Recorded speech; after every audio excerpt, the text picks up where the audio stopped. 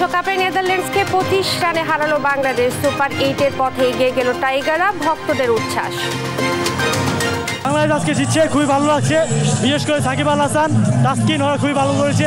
আজকে আমরা জিতে আমরা প্রায় সুপার 8-এ প্রায় 99% উঠে গেছি ধরতে গেলে। প্রিয়জনের সঙ্গে ঈদ উদযাপনে বাস ট্রেনে উপচে পড়া ভিড়, বাসে বাড়তি ভাড়া আদায়ের অভিযোগ, মহাসড়কের বিভিন্ন পয়েন্টে চাপ।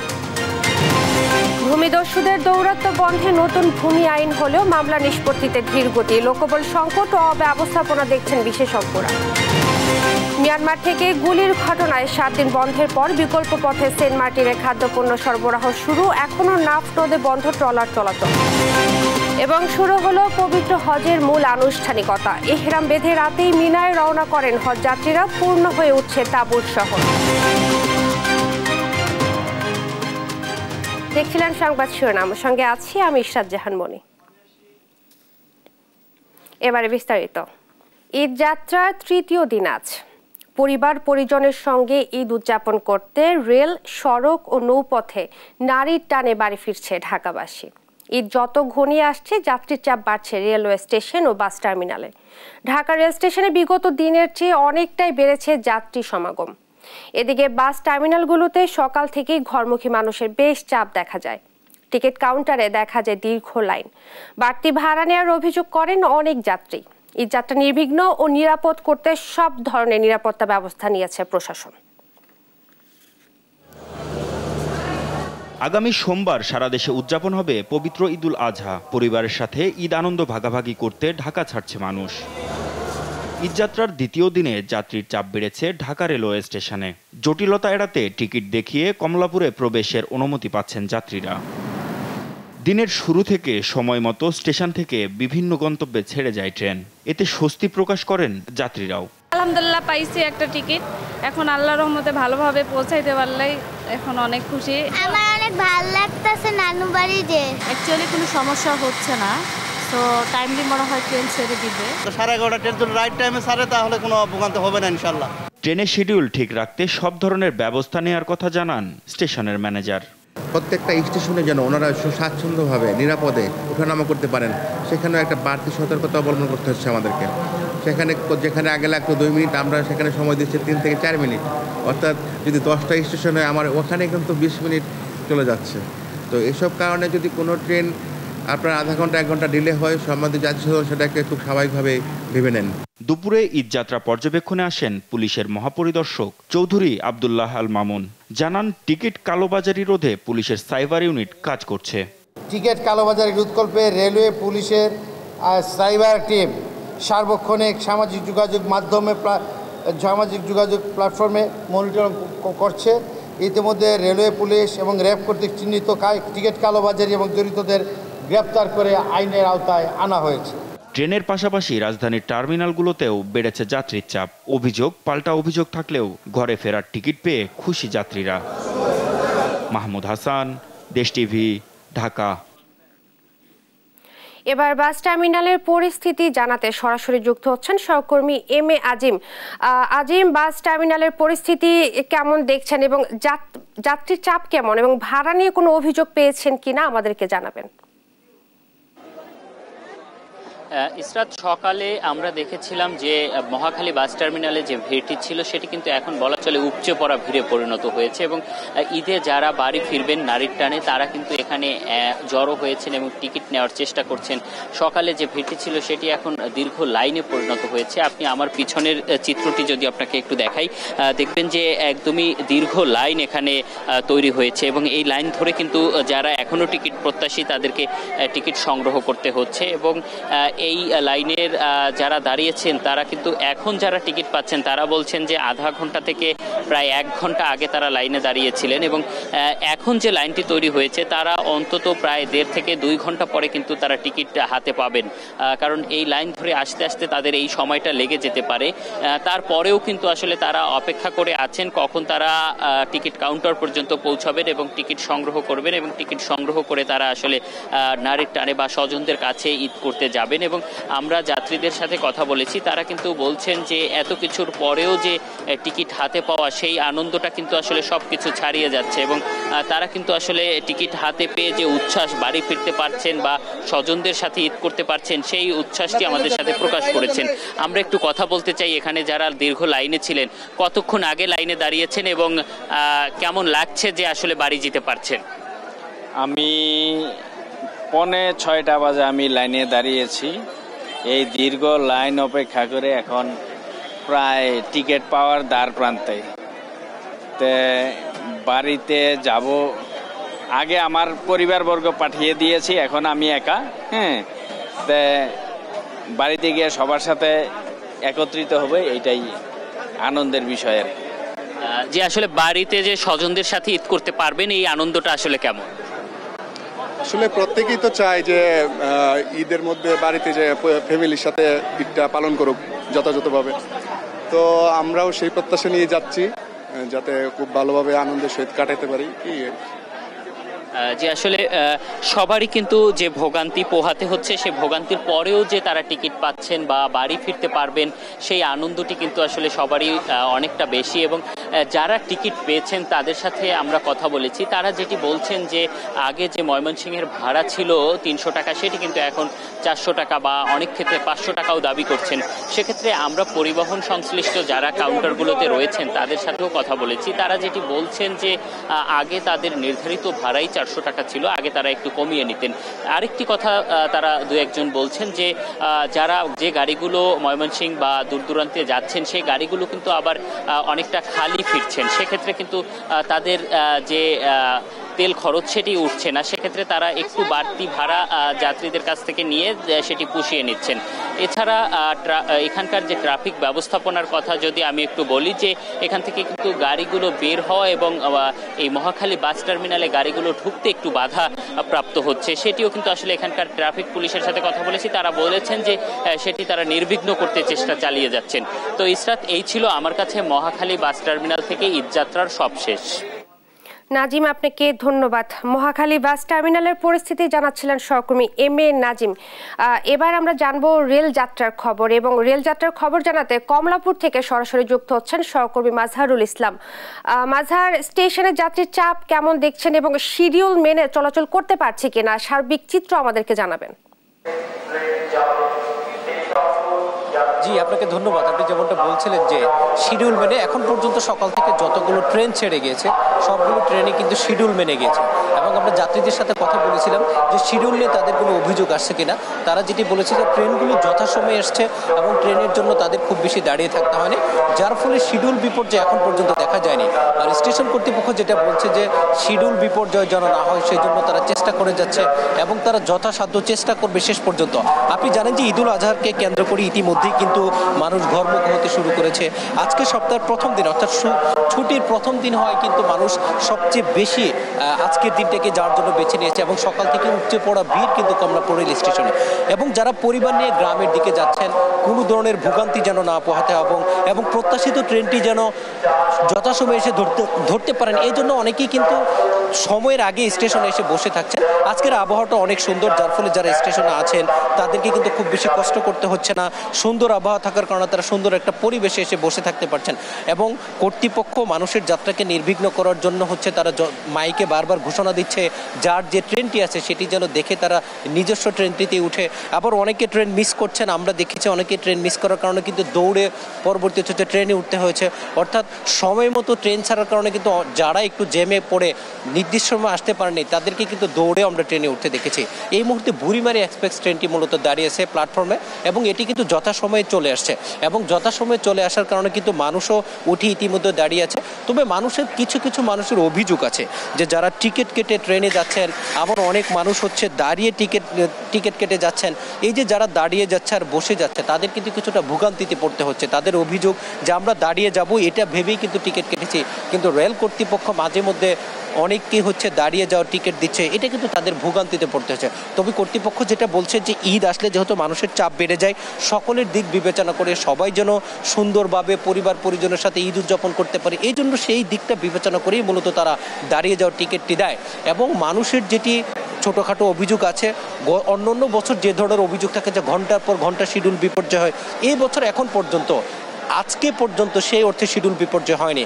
আজকে মোট 69 জোড়া ট্রেন যাওয়ার কথা আছে এবং সকাল 6টায় প্রথম ধূমকেতু এক্সপ্রেস রাজশাহীর উদ্দেশ্যে ছেড়ে গিয়েছে এবং ছোট বাচ্চা যারা তারাও খুব আনন্দ প্রকাশ করছেন যে দাদু বাড়ি বা নানু বাড়ি গ্রামে যাচ্ছেন ঈদ পালন করতে। তাদের এক একজনের পরিকল্পনার কথা আমরা শুনেছি। ঈদকে কেন্দ্র করে মানুষের যে ধরনের পরিকল্পনা থাকে সবার মনেই কিন্তু একটা উচ্ছ্বাস উদ্দীপনা এবং আনন্দের ছাপ ছিল। দীর্ঘদিন পরে তারা ঈদে যাচ্ছেন সেই প্রত্যাশিত মানুষগুলোর সাথে ঈদ উদযাপন করতে এবং সবার প্রত্যাশা এই ঈদ যাত্রাটা সুন্দর হবে, সহজ হবে এবং কোনো ধরনের ভোগান্তি এবং দুর্ভোগ ছাড়াই তারা তাদের প্রিয় মানুষদের সাথে ঈদ উদযাপন করতে পারবে এবং ট্রেনগুলো যথাসময় যাবে, এটাই কিন্তু তাদের প্রত্যাশা। এই ছিল রাজধানীর কমলাপুর রেল স্টেশন থেকে আমার কাছে সর্বশেষ তথ্য। মাজহার, আপনাকে ধন্যবাদ। কমলাপুর থেকে রেলযাত্রার খবর জানাচ্ছিলেন সহকর্মী মাজহারুল ইসলাম। ভূমিদস্যুদের দৌরাত্ম্য বন্ধে বেঁধে দেয়া হয় নতুন ভূমি আইন 2023, কিন্তু আইন হওয়া সত্ত্বেও মামলা নিষ্পত্তি হচ্ছে বলে জানান আইনজীবী। খোদ সরকার পক্ষে আইনজীবী বলছেন, আইনি সংস্থায় লোকবল সংকট ও অব্যবস্থাপনার কারণে মামলা নিষ্পত্তিতে এই ধীরগতি। সাবরিনা মজুমদারের বিশেষ প্রতিবেদন। খোরশেদ আলম বাড়তি উপার্জনের আশায় দীর্ঘ 20 বছর কাটিয়েছেন প্রবাস জীবন। রাত দিন এক করে জমিয়েছেন অর্থ, দেশের মাটিতেই কিনেছেন সম্পত্তি। দেখভালের দায়িত্ব ছিল রক্তের ভাই বোনদের, অথচ সম্পত্তির জেরে তারা যেন আজ বড় অচেনা। নিজের সম্পদ ফেরত চাইলে শুনতে হচ্ছে হত্যার হুমকি। অবশেষে আদালতের দোরগোড়ায় প্রবাসী মোর্শেদ। ওরা আমার ভাই বোনের দখল করে 3টা ফ্ল্যাট দখল করে ওনারা ইয়ে করে রাখছে। আমার ফ্যামিলিদেরকে হুমকি দিচ্ছে, মাইরা ফেলায়, এটা করবে সেটা করবে। এই জন্য আমি আইসা তাড়াতাড়ি দেখা গেছে এই মামলাটার জন্য আবেদন করছি। ভূমি আইন বিশেষজ্ঞ সুপ্রিম কোর্টের আইনজীবী ব্যারিস্টার ওমর ফারুক বলছেন, নতুন ভূমি আইন 2023 মোতাবেক বিরোধ নিষ্পত্তির জন্য ডিসি অফিস বা জেলা প্রশাসকের কাছে আবেদন করতে পারবেন ভুক্তভোগী, যা 3 মাসের মধ্যে একজন ম্যাজিস্ট্রেটের মাধ্যমে নিষ্পত্তি করতে হবে। ডিসি সাহেবকে কর্তৃপক্ষ হিসেবে ঘোষণা করেছে আইনে। ডিসি সাহেবের কাছে দরখাস্ত করতে হবে। জেলা প্রশাসক মহোদয় দরখাস্ত প্রাপ্তির 90 দিনের ভিতর তা নিষ্পত্তি করবেন। 90 দিনের ভিতরে যদি নিষ্পত্তি না হয়, তাহলে যারা যারা নিষ্পত্তি না হয় জড়িত তাদের বিরুদ্ধে ডিপার্টমেন্টাল প্রসিডিংসের কথা বলা আছে। এই আইনজীবী বলছেন, নতুন ভূমি আইন সহজে বাস্তবায়নযোগ্য হলেও কার্যকর ভূমিকা রাখতে পারছে না জেলা প্রশাসকরা। ভূমি সংক্রান্ত মামলাগুলো দীর্ঘায়িত হয়। প্রান্তিক মানুষ একদম নিচের কোর্ট থেকে শুরু করে হাইয়েস্ট অ্যাপিলেট ডিভিশন পর্যন্ত আসতে আসতে সর্বশান্ত হয়ে যায়। যাদেরকে আমরা কর্তৃপক্ষ ঘোষণা করছি আইনে, তারা নিজেকে কর্তৃপক্ষ মনে করে কিনা, তারা এই ধরনের সমস্যাগুলোর সমাধান করবে মনে করে কিনা, নাকি অন্যান্য কাজে ব্যস্ত থাকবে। মামলার নিষ্পত্তিতে ধীরগতির কারণ হিসেবে লোকবল সংকট ও জেলা প্রশাসকদের প্রশিক্ষণের অভাবকে দুষছেন রাষ্ট্রের এই আইন কর্মকর্তা। লোক সংখ্যা বেশি, মামলার সংখ্যা বেশি, ডিসপিউটের সংখ্যা বেশি, সেই অনুযায়ী কিন্তু বিচার বিভাগ সংশ্লিষ্ট পর্যাপ্ত জনবল কিন্তু এখনও নেই। যে কোনো আইন কার্যকর করবার জন্য কিন্তু এই আইনের সাথে যারা সংশ্লিষ্ট থাকেন তাদের পর্যাপ্ত এবং যথাযথ প্রশিক্ষণের ব্যবস্থা করাটা খুবই জরুরি। বর্তমান আইন বলছে দলিল যার জমিদার, অর্থাৎ দখলে থাকলেই হবে না, প্রয়োজনীয় কাগজপত্র থাকতে হবে। একই সঙ্গে বিশেষজ্ঞরা বলছেন, জেলায় জেলায় নির্বাহী ম্যাজিস্ট্রেটরা আরও তৎপর হলে ভূমি সংক্রান্ত জটিলতা অনেকাংশে কমে আসবে। সাবরিনা মজুমদার, দেশ টিভি, ঢাকা। মিয়ানমার থেকে গুলির ঘটনায় 7 দিন বন্ধ থাকার পর বিকল্প পথে টেকনাফ থেকে সেন্ট মার্টিন যাতায়াত শুরু হয়েছে। খাদ্যপণ্য কক্সবাজার থেকে গেলেও সাধারণ মানুষকে পড়তে হচ্ছে যাতায়াতে চরম ভোগান্তিতে। নাফনদ ব্যবহার করতে না পারায় সেন্ট মার্টিন থেকে আসা ট্রলার ভিড়তে পারেনি কূলে।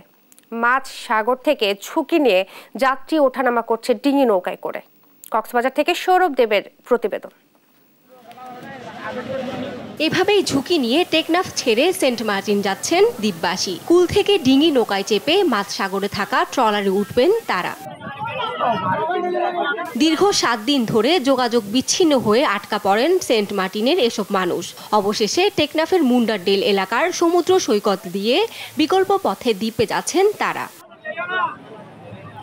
বিভিন্ন কাজে আসা সাধারণ মানুষ দ্বীপে ফিরতে গিয়ে জানান ভোগান্তির কথা। একজন যেখান থেকে টেকনাফ থেকে সেন্ট মার্টিন যেতে হতো একজনের ভাড়া 200 টাকা, সেখান থেকে 5 মিনিটের ভাড়া 200 টাকা কেমন হয়? এর চেয়ে জুলুম আর কি।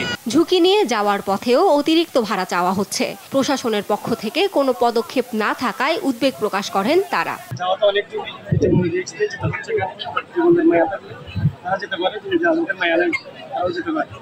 অসহায় মানুষ কি খাচ্ছে, কোথায় থাকতেছে, এগুলো তো কোনো ঠিক থেকে না। তো যেটা সুবিধা পাইছে এটা দিয়ে না। টেকনাফ থেকে সেন্ট মার্টিন নৌ রুটের বোট মালিক সমিতির এই নেতা জানান, নাফ নদের মিয়ানমার অংশে এখনো অবস্থান করছে বিদ্রোহী গোষ্ঠী। তারা ঘোরাঘুরি করতেছে। আমরা যে ট্রলার থেকে যে পথ দিয়ে যাওয়ার কথা ছিল ওই পথে তারা ঘোরাঘুরির কারণে আমরা আজকে পটুয়াখালী নিয়ে আমরা সেন্ট মার্টিন যেতে পারি না। বিকল্প পথে যাতায়াতের প্রথম দিনে প্রায় 400 মানুষ পারাপার করছে বলেও জানান তিনি। মুন্ডারডেলের ঘাটে আমরা 4টা ট্রলার নিয়ে আসছি। ওখান থেকে প্রায় 200 মতো লোকজন আসছে সেন্ট মার্টিন থেকে। আর টেকনাফে যারা আছে ওখানে প্রায় 200 মতো লোক হবে। ওদেরকে আমরা উঠানোর চেষ্টা করতেছি, ওদেরকেও নামানোর চেষ্টা করতেছি। এক সপ্তাহ ধরে মূল ভূখণ্ড টেকনাফের সাথে নৌপথে যাতায়াত বন্ধ ছিল দেশের একমাত্র প্রবাল দ্বীপ সেন্ট মার্টিনের। ফলে বিচ্ছিন্ন হয়েছিল সেখানকার 10,000 বাসিন্দা। দ্বীপ থেকে নিয়মিত নৌপথে যাতায়াত করার চেষ্টা করা হলেই মিয়ানমার থেকে ছোড়া হচ্ছিল উপর্যুপরি গুলি। নিউজ ডেস্ক, দেশ টিভি। সংবাদ সকালে আরো থাকছে। টাঙ্গাইলের যমুনায় তীব্র ভাঙন, ঈদের আগে ভিটে মাটি হারালো 35 পরিবার। যথাসময়ে বাঁধের কাজ না করার অভিযোগ ভুক্তভোগীদের।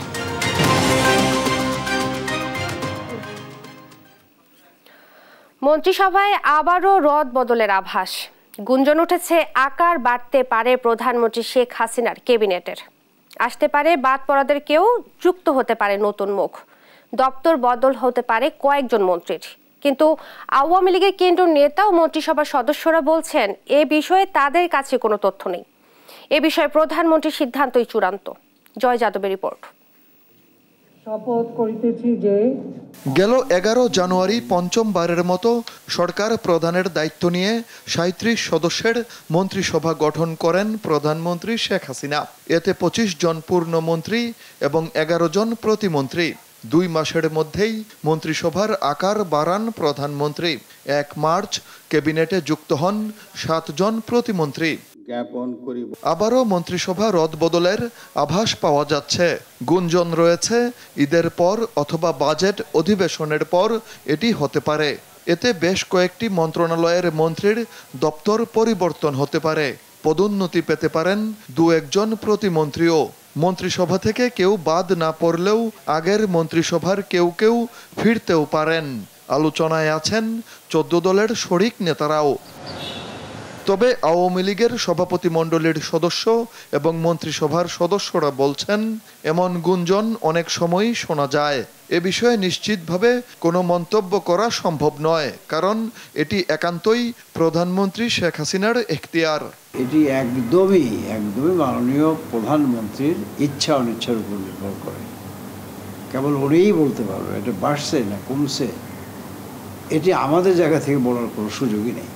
মন্ত্রী পরিষদের রদবদল এগুলি এক এক সময় এক একটা গুঞ্জন আসে, এগুলোর কিন্তু কোনো নির্ভরযোগ্যতা নেই। কারণ এর সমস্ত বিষয়টি হলো আমাদের পার্টির সভাপতি এবং মাননীয় প্রধানমন্ত্রী শেখ হাসিনার সিদ্ধান্ত নেবেন। উনি ভালো জানবেন কোনো পরিবর্তন কোনো প্রয়োজন হলে তিনি সিদ্ধান্ত নেবেন। আর সব কিছুই হলো আমাদের কল্পনাপ্রসূত। প্রধানমন্ত্রী ছাড়া 25 মন্ত্রী ও 18 প্রতিমন্ত্রী নিয়ে মন্ত্রিসভার আকার বর্তমানে 44 জনের। এতে 2 জন মন্ত্রী রয়েছেন টেকনোক্র্যাট কোটায়। জয় যাদব, দেশ টিভি, ঢাকা। সৌদি আরবের মিনায় হজ যাত্রীদের জড়ো হওয়ার মধ্য দিয়ে শুরু হয়েছে পবিত্র হজের মূল আনুষ্ঠানিকতা। স্থানীয় সময় অনুযায়ী 8 জিলহজ শুক্রবার সকাল থেকে হজের মূল আনুষ্ঠানিকতা শুরু হয়। তবে গেল রাত থেকেই হাজিরা রওনা হন মিনার উদ্দেশ্যে। এজন্য হজ যাত্রীর সংখ্যা বিবেচনায় সৌদি মুয়াল্লিমরা আগের রাত থেকেই হজ যাত্রীদের তাঁবুর শহর মিনায় নেওয়া শুরু করেন। এশার নামাজের পর মক্কার নিজ নিজ আবাসন থেকে ইহরাম বেঁধে মিনায় রওনা হন হাজিরা।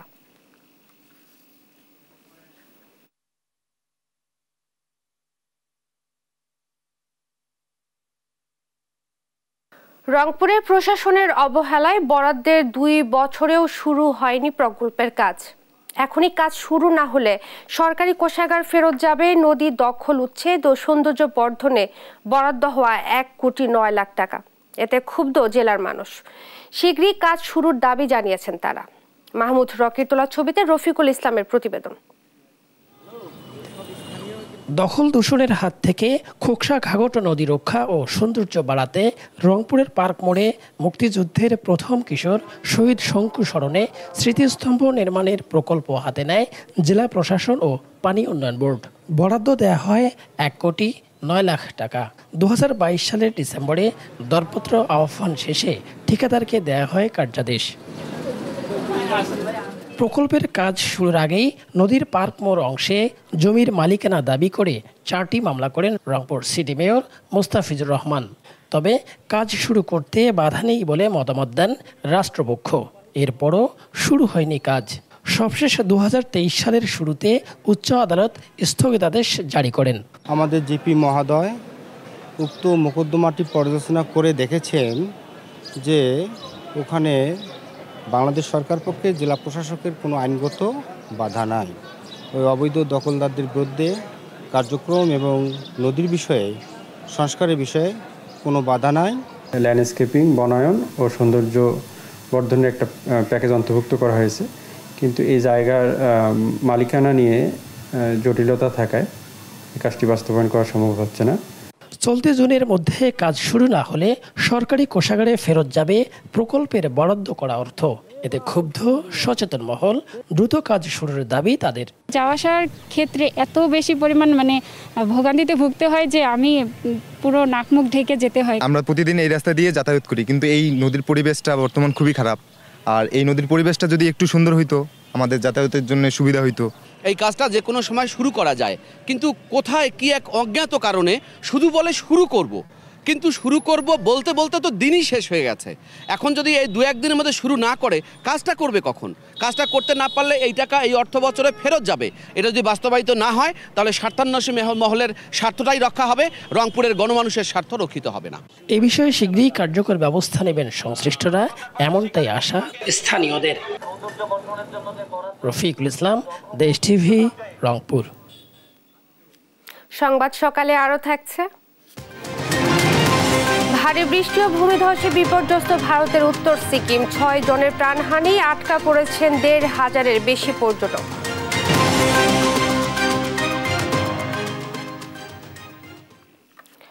টাঙ্গাইলে যমুনা নদীতে শুরু হয়েছে তীব্র ভাঙন। এরই মধ্যে ভিটে মাটি হারিয়েছে 35টি পরিবার। তাদের দাবি, যথাসময়ে বাঁধের কাজ না করায় ঈদের আগে ঠিকানা হারান তারা। আর পানি উন্নয়ন বোর্ড বলছে বরাদ্দ না পাওয়ায় শুরু করা যায়নি বাঁধের কাজ। সহকর্মী আতিক রহমানের প্রতিবেদন, জানাচ্ছেন ফারজানা ইসলাম। টাঙ্গাইলের যমুনা নদীর পূর্ব পাড়ের চরপৌলি গ্রাম। এই গ্রামের দক্ষিণ পাশের তীর জিউব্যাগ ও উত্তর পাশে এডিবির অর্থায়নে ব্লক দিয়ে স্থায়ী বাঁধ নির্মাণ করেছে পানি উন্নয়ন বোর্ড। তবে এই গ্রামের মাঝের 1625 মিটার অংশ ওয়ার্ল্ড ব্যাংকের ফান্ডের অপেক্ষায় থাকায় নেওয়া হয়নি ভাঙন প্রতিরোধে কোনো ব্যবস্থা। এতেই গেল মঙ্গলবার অসময়ের আকস্মিক ভাঙনে কপাল পুড়েছে 35টি পরিবারের। তাই আসন্ন ঈদুল আজহার আনন্দ এখন ম্লান ভাঙন কবলিতদের। সহায় সম্বল হারিয়ে কারো কারো ঠাঁই হয়েছে খোলা আকাশের নিচে, আবার কেউ কেউ আশ্রয় নিয়েছেন অন্যের জমিতে। দ্রুত স্থায়ী বাঁধ নির্মাণের দাবি ক্ষতিগ্রস্তদের। এক পাশে জায়গা ছিল, এই এক পাশে জায়গা পুরাটা ভেঙে গেল বাড়ি। আমরা খুব বিপদ আছি। এখন যদি নদীর কাজটা যদি এখন সরকার করতো তা আমরা বাঁচতাম। মানুষ বোঝা ওঠার আগে যে এমনভাবে বিলীন হয়ে যাচ্ছে যে আমাদের কাজ করার মতো কোনো কিছু নেই। বাড়িতে ভাঙছে আমার 60 ডিসমাল জায়গা ছিল, 60 ডিসমাল ধরে একবার নদী গেছে। 1 বছর ধরে আমি আমার শ্বশুর বাড়ি যাচ্ছি। এই বয়সে 6বার বাড়ি ভাঙছি, 6বার বাড়ি ভাঙিয়া যে আমরা যখন রাস্তার ফকির তাও ছায়া খাহারে আমরা তাও পারি না। স্থানীয় জনপ্রতিনিধিদের দাবি, গেল কয়েক বছরে নদীতে বিলীন হয়েছে এখানকার 1.5 কিলোমিটার এলাকা। নতুন করে ভাঙনে দীর্ঘ হচ্ছে এর পরিধি। সরকার মাননীয় প্রধানমন্ত্রী যেভাবে আমাদের বস্তা ফেলায় দেয়া, আমাদের এই যেটুকু বস্তা পড়ছে ওইটুকুতে ভাঙন একটু কমছে। আর সামনে প্রায় 3 3 কিলোর মতো আছে। এই 3 কিলো যদি মাননীয় প্রধানমন্ত্রীর নির্দেশনায় যদি কাজটা হয়ে যায় তাহলে আমাদের একটু মানে স্বস্তি আসবে। ভাঙন অব্যাহত থাকলেও পানি উন্নয়ন বোর্ড চেয়ে আছে ওয়ার্ল্ড ব্যাংকের অনুদানের দিকে। তারা বলছে ব্যাংকটির অর্থায়ন পেলে আগামীর শুকনো মৌসুমে শুরু হবে কাজ। 1625 থেকে 1700 মিটার যেটা আমাদের অরক্ষিত রয়েছে, যেখানে কাজ হয়নি, এখানে আমাদের ওয়ার্ল্ড ব্যাংকের আর্থিক সহায়তা একটা প্রজেক্ট নতুন অনুমোদন পাইছে। এটার কাজ ইনশাল্লাহ আমরা সামনের শুষ্ক মৌসুমে শুরু করতে পারবো আর কি। ওয়ার্ল্ড ব্যাংকের অর্থায়নের অপেক্ষা না করে ভাঙন রোধে দ্রুত ব্যবস্থা নিতে সরকারের প্রতি আহ্বান জানিয়েছে স্থানীয়রা। নিউজ ডেস্ক, দেশ টিভি। ঠাকুরগাঁও জেলা মহিলা বিষয়ক অধিদপ্তরের আওতায় পরিচালিত হয় কিশোর কিশোরী ক্লাব স্থাপন প্রকল্প। সেখান থেকে নারী জনপ্রতিনিধিদের সম্মানী ভাতা দেওয়া হবে। তবে ওই প্রকল্পের কোঅর্ডিনেটরকে পাওনা টাকার 50% ঘুষ দিতে হবে, এমন অভিযোগ উঠেছে প্রকল্পটির ফিল্ড সুপারভাইজার কমরউদ্দিন সাগরের বিরুদ্ধে। তবে প্রশাসন জানায় নীতিমালার বাইরে ঘুষ নেওয়ার কোনো সুযোগ নেই। কেউ এমন কাজ করলে তার বিরুদ্ধে ব্যবস্থা নেওয়া হবে। ঠাকুরগাঁও প্রতিনিধি শাকিল আহমেদের তথ্যচিত্রে সালমা জাহানের ডেস্ক রিপোর্ট। ঠাকুরগাঁও জেলার মহিলা বিষয়ক অধিদপ্তরের আওতায় পরিচালিত কিশোর কিশোরী ক্লাব স্থাপন প্রকল্প। এখানে মাঠ পর্যায়ে কোঅর্ডিনেটর হিসেবে কাজ করছেন 23 জন নারী জনপ্রতিনিধি।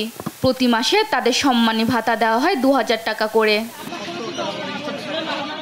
জানুয়ারি থেকে এ পর্যন্ত 6 মাসে ঠাকুরগাঁও সদর উপজেলায় দায়িত্বরত 23 নারী জনপ্রতিনিধির সম্মানী ভাতা এসেছে 2,76,000 টাকা। সম্মানী ভাতা পরিশোধের জন্য তাদের ডাক দেন প্রকল্পের ফিল্ড সুপারভাইজার কমরউদ্দিন সাগর। তবে ভাতার 50% টাকা উপজেলা নির্বাহী অফিসার, মহিলা বিষয়ক কর্মকর্তা, ট্রেজারার সহ বিভিন্ন দপ্তরে ঘুষ দেওয়ার জন্য প্রস্তাব উত্থাপন করেন সাগর। কিছু টাকা খাওয়ায়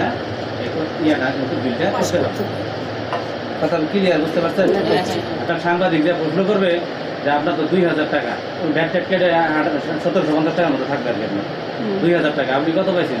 আপনার তো টাকা দিলাম 1000, আপনি বলবেন যে আমি তো 1000 পাইছি। ঘুষ না দিলে ভাতা ফেরত চলে যাবে সরকারি কোষাগারে। এভাবেই হুমকি দেন জনপ্রতিনিধিদের। টিওনো দেওয়া লাগবো, ট্রেজারি দেওয়া লাগবো, এই আপক দেওয়া লাগবো, এই আপক দেওয়া লাগবো, তোমাদের 50-50 দিতে হবে। ও হচ্ছে ছবি তোলার জন্য ছবি তুলছে, আবার একটু ভিডিও করছে। তো ডিডি আপা আমার হাতে ফোনটা নিয়ে আবার সবকিছু ডিলিট করে দিল। মানে বললো যে এইটা ঠিক না, মানে এটা ঠিক হলো না। আবার আমার মোবাইলটা ভেঙে দিতে চাইলো। মানে আমি খুবই অপমান বোধ করছি। তবে ঘুষ চাওয়ার অভিযোগ অস্বীকার করে সাগর দাবি করেন সম্মানী ভাতা পেতে সরকারকে ভ্যাট দিতে হয়। সম্মানের ক্ষেত্রে কিন্তু ভ্যাট দিতে হয়, এটা আপনারা জানেন না। এটা কিন্তু অনেকে বুঝে, অনেকে বুঝে না। কত টাকা ভ্যাট? 10%। তাহলে বের হবে 1200। ব্যস্ততা দেখিয়ে এই বিষয়ে ক্যামেরার সামনে কথা বলতে রাজি হননি জেলা মহিলা বিষয়ক কর্মকর্তা। আমি এখন কালকে ঢাকা যাব যে পিএ চুক্তি করার জন্য, এগুলো নিয়ে ব্যস্ত আছি। আমি তো অন্য কাজের জন্য আসিছি, এই যে এখন আমি বের হব। আর নীতিমালার বাইরে কারো অতিরিক্ত টাকা নেওয়ার সুযোগ নেই বলে জানান জেলা প্রশাসক। সরকারি যে নীতিমালা আছে তার সেই নীতিমালার বাইরে গিয়ে কোনো অতিরিক্ত টাকা অথবা ঘুষ বা উৎকোচ কোনো কিছুই কারো নেওয়ার সুযোগ নেই। যদি কেউ সেই পন্থা অবলম্বন করে থাকেন তাহলে প্রচলিত আইনে তার বিরুদ্ধে ব্যবস্থা নেওয়ার সুযোগ। এ বিষয়ে আইনি পদক্ষেপ চান নারী জনপ্রতিনিধিরা। নিউজ ডেস্ক, দেশ টিভি। আন্তর্জাতিক প্রসঙ্গ। ভারী বৃষ্টি ও ভূমিধসে বিপর্যস্ত ভারতের পর্যটন খ্যাত রাজ্য সিকিম। এতে প্রাণ গেছে 6 জনের। লাচুং এবং লাচেন সহ অনেক এলাকার সঙ্গে বিচ্ছিন্ন হয়ে পড়েছে যোগাযোগ। সেখানে আটকে পড়েছেন 1,500-এর মতো পর্যটক। মঙ্গন এবং চুংথাইয়ের সংযোগকারী বেইলি সেতু ভেঙে ভোগান্তি আরও বাড়িয়েছে। ধসে পড়েছে কয়েকটি গুরুত্বপূর্ণ সড়ক। ফলে বিকল্প পথ ব্যবহারের অনুরোধ জানিয়েছে প্রশাসন। তিস্তা ভ্যালি হয়ে কালিম্পং থেকে দার্জিলিং যেতে পারবেন আটকে পড়া পর্যটকরা। পরিস্থিতি পর্যবেক্ষণ করছেন রাজ্য মুখ্যমন্ত্রী।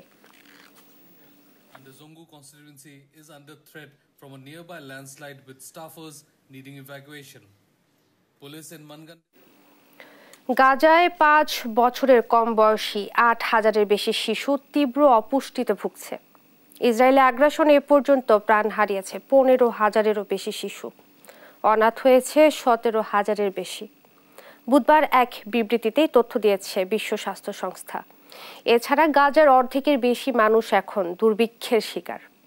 আরও জানাচ্ছেন দেওয়ান মুবাশিরা হোসেন। নিষ্পাপ মুখগুলো হয়তো বুঝতেই পারছে না কতটা ভয়ঙ্কর যুদ্ধ চলছে চারপাশে, অথচ এই শিশুরাই ভয়াবহ আগ্রাসনের সবচেয়ে বেশি ভুক্তভোগী। প্রতিনিয়ত বোমা হামলা, খাবার ও পানির সংকট নিয়েই কাটছে অনিশ্চিত এক জীবন। ৮ মাসেরও বেশি সময় ধরে চলা গাজায় ইসরায়েলি হামলায় এখন পর্যন্ত প্রাণ হারিয়েছে ১৫,০০০-এরও বেশি শিশু। এতিমের সংখ্যা ১৭,০০০-এর বেশি। অপুষ্টিতে ভুগছে কয়েক হাজার শিশু, যাদের বেশিরভাগেরই বয়স ৫ বছরের নিচে। তীব্র অপুষ্টিতে এরই মধ্যে প্রাণ হারিয়েছে প্রায় অর্ধশত শিশু। বুধবার এক বিবৃতিতে এমনই তথ্য দিয়েছেন বিশ্ব স্বাস্থ্য সংস্থার মহাপরিচালক। গাজায় ৮,০০০-এরও বেশি শিশু অপুষ্টিতে ভুগছে, যাদের বেশিরভাগেরই বয়স ৫ বছরের কম। তীব্র অপুষ্টিতে মারা গেছে ৩২ শিশু। চলাচলের বিধিনিষেধ, স্বাস্থ্য পরিষেবাগুলোতে প্রবেশে বাধা সৃষ্টির কারণে এমনটা হয়েছে। গাজায় প্রতি মুহূর্তেই চলছে ইসরায়েলি বোমা হামলা। বাদ পড়ছে না স্কুল, শরণার্থী শিবির সহ হাসপাতালগুলো। এতে পুরোপুরি ধ্বংস হয়ে গেছে স্বাস্থ্য ব্যবস্থা। সেই সাথে দেখা দিয়েছে তীব্র মানবিক সংকট। পরিস্থিতি এতটাই অমানবিক যে গাজার অর্ধেকের বেশি মানুষ এখন দুর্ভিক্ষের শিকার। গাজার জনসংখ্যার অর্ধেকেরও বেশি এখন বিপর্যয়কর ক্ষুধা ও দুর্ভিক্ষের শিকার। ত্রাণ সরবরাহের আবেদন করা সত্ত্বেও যাদের খাবারের প্রয়োজন তারা পর্যাপ্ত পরিমাণে খাবার পাচ্ছে না। বিবৃতিতে তুলে ধরা হয় পশ্চিম তীরের স্বাস্থ্য সংকটের কথা। গাজায় যুদ্ধ বন্ধ করে শান্তি ফিরিয়ে আনার আহ্বানও জানান তেদ্রোস। দেওয়ান মুবাশশিরা হোসেন, নিউজ ডেস্ক, দেশ টিভি। ভারতের নতুন সরকারের মন্ত্রিসভা গঠনের পরও দুশ্চিন্তা পিছু ছাড়ছে না প্রধানমন্ত্রী নরেন্দ্র মোদীর। সরকার গঠন না হতেই মন্ত্রণালয় ভাগাভাগি নিয়ে বিজেপি নেতৃত্বাধীন জোট সরকারে দেখা দিয়েছে অসন্তোষ। বৈষম্যের অভিযোগ তুলেছেন বিজেপির দীর্ঘদিনের মিত্র শিবসেনা। আর কংগ্রেস নেতা রাহুল গান্ধী বলেছেন প্রধানমন্ত্রী মোদীকে প্রত্যাখ্যান করেছে ভারতবাসী। বিস্তারিত রায়হান কবির শুভ্র ডেস্ক রিপোর্টে। টানা তৃতীয় মেয়াদে ভারতের প্রধানমন্ত্রী হলেও মোদীর দল বিজেপি এবার কাঙ্ক্ষিত আসন পায়নি। ফলে এনডিএ জোটসঙ্গীদের কাঁধে ভর করে ক্ষমতায় বসতে হয়েছে নরেন্দ্র মোদীকে। জোটসঙ্গীদের দেওয়া হয়েছে 11টি মন্ত্রীপদ। তবে এতে সন্তুষ্ট নয় এনডিএ। অভিযোগ উঠেছে মন্ত্রণালয় বন্টনে বৈষম্যের। ফলে শুরুতেই নরেন্দ্র মোদীর মন্ত্রিসভার স্থায়িত্ব নিয়ে দেখা দিয়েছে শঙ্কা। ক্ষমতা ভাগাভাগির ক্ষেত্রে বৈষম্যের অভিযোগ তুলেছে বিজেপির দীর্ঘদিনের মিত্র শিবসেনা। মন্ত্রিসভায় পদ না পেয়ে দেখা দিয়েছে চরম অসন্তোষ। শুধু একটি প্রতিমন্ত্রীর পদ পেয়েছে মহারাষ্ট্রের এই দলটি। নতুন মন্ত্রিপরিষদ ন্যায্যতার ভিত্তিতে গঠিত হয়নি বলে দাবি করেছেন एकनाथ शिंदेর नेतृत्वाधीन दलेर शीर्ष नेता श्रीरंग बारणे। शिवसेना पक्षाला एक कॅबिनेट मंत्री आणि एक राज्यमंत्रीपद मिळेल अशी अपेक्षा होती, परंतु खरं तर शिवसेना पक्ष भारतीय जनता पक्षाचा अतिशय जुना साथी म्हणून शिवसेनेकडे पाहिलं जातं।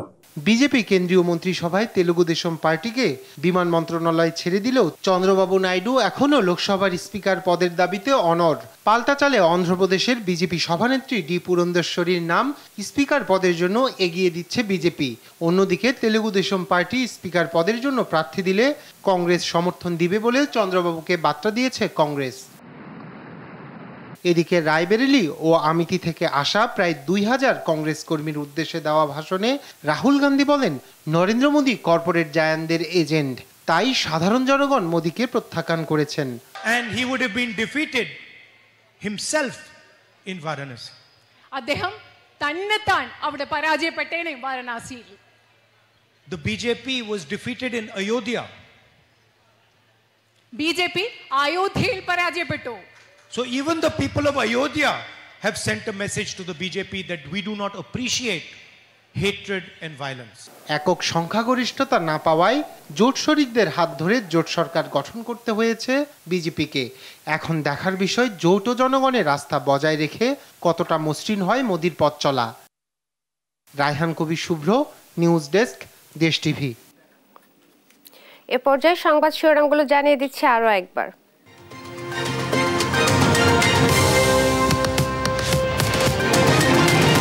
বিশ্বকাপে নেদারল্যান্ডসকে 25 রানে হারালো বাংলাদেশ। সুপার 8-এর পথে এগিয়ে গেল টাইগাররা, ভক্তদের উচ্ছ্বাস।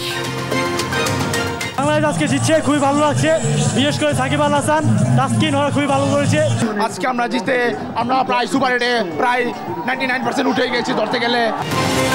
প্রিয়জনের সঙ্গে ঈদ উদযাপনে বাস ট্রেনে উপচে পড়া ভিড়, বাসে বাড়তি ভাড়া আদায়ের অভিযোগ, মহাসড়কের বিভিন্ন পয়েন্টে চাপ। ভূমিদস্যুদের দৌরাত্ম্য বন্ধে নতুন ভূমি আইন হলেও মামলা নিষ্পত্তিতে ধীরগতি, লোকবল সংকট ও অব্যবস্থাপনায় দেখছেন বিশেষজ্ঞরা। মিয়ানমার থেকে গুলির ঘটনায় 7 দিন বন্ধের পর বিকল্প পথে সেন্ট মার্টিনে খাদ্যপণ্য সরবরাহ শুরু, এখনও নাফ নদে বন্ধ ট্রলার চলাচল। এবং শুরু হলো পবিত্র হজের মূল আনুষ্ঠানিকতা, ইহরাম বেঁধে রাতেই মিনায় রওনা করেন হজ যাত্রীরা, পূর্ণ হয়ে উঠছে তাঁবুর শহর। এই ছিল এখনকার সংবাদ সকাল। পরের বুলেটিন দেখার আমন্ত্রণ রইল।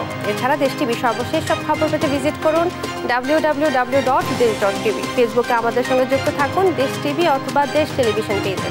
সর্বশেষ সব ভিডিও পেতে ইউটিউবে আমাদের হ্যান্ডেল @দেশ টেলিভিশন অথবা @দেশ টিভি নিউজ লিখে সার্চ করুন। ধন্যবাদ সবাইকে।